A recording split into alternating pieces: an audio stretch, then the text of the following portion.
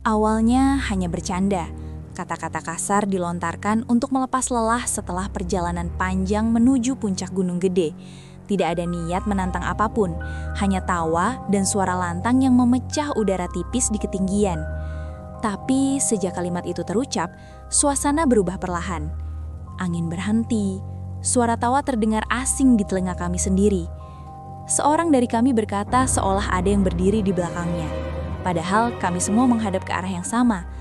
Langit yang tadi cerah mendadak tertutup awan gelap. Dari arah hutan, terdengar suara ranting patah, seperti langkah kaki yang sengaja diperlambat. Tidak ada yang berani berbicara lagi, karena kami sadar ada tempat yang tidak pernah meminta hormat secara lisan, tapi akan mengambilnya dengan cara lain jika dilanggar. Pendakian Gunung Gede siang itu terasa ringan. Jalur ramai, cuaca bersahabat, dan kami tiba di puncak lebih cepat dari rencana. Rasa puas membuat kami lengah. Salah satu dari kami mulai melontarkan kata-kata kasar, bukan ke siapa-siapa, hanya ekspresi lelah bercampur ego karena berhasil sampai. Tidak ada yang menegur, beberapa bahkan ikut tertawa. Seorang pendaki tua yang lewat sempat menatap kami lama, lalu berkata singkat, "Jaga mulut." Kami mengabaikannya. Saat mulai turun, jalur terasa berbeda. Tanah lebih licin, kabut turun terlalu cepat. Perasaan tidak enak muncul tanpa sebab jelas. Kami terus berjalan, tapi jarak antar kami semakin renggang, seolah langkah kami tidak lagi berada di ritme yang sama. Tak lama kemudian, satu dari kami terpeleset ringan. Tidak parah, tapi cukup membuat kami berhenti. Saat berhenti itulah kami sadar, satu orang hilang dari barisan. Padahal jaraknya tadi hanya beberapa langkah. Kami memanggil, tapi suara kami seperti diserap kabut. Tiba-tiba terdengar suara tawa dari arah bawah jalur. Tawa yang sama seperti yang tadi kami lontarkan di puncak. Nadanya persis, intonasinya tidak berubah. Kami membeku.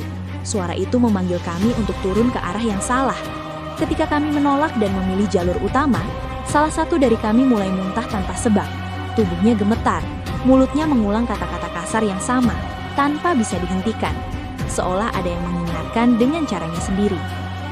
Gunung bukan tempat untuk menunjukkan siapa yang paling berani atau paling bebas bicara.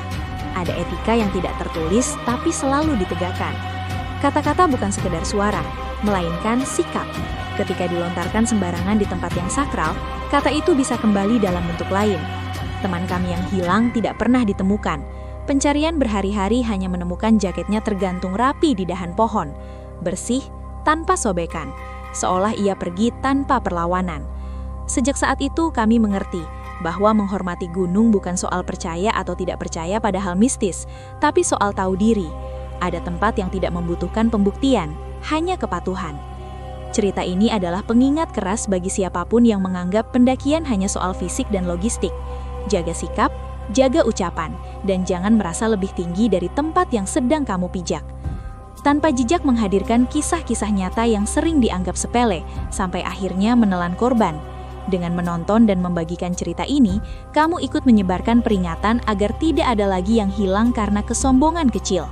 Subscribe Tanpa Jejak, aktifkan lonceng notifikasi, dan simpan cerita ini sebagai pengingat sebelum pendakian berikutnya.